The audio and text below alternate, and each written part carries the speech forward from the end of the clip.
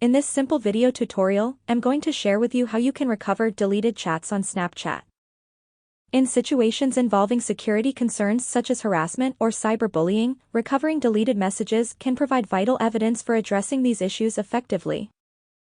To do this, simply head into your Snapchat. On your chat page, tap on your profile icon and head into your settings. On the settings page, you will have to navigate onto this option of My Data. You will be required to enter your Snapchat login details. Request your Snapchat data. This takes less than an hour for the Snapchat team to send your account data. Make sure to download in not less than 3 days because it expires.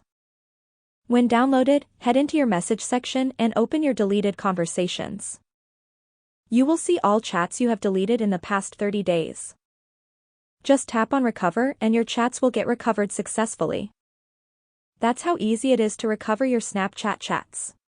If you have any questions, just let me know in the comments section down below. Please don't forget to leave a like, share and subscribe for more video tutorials like this one.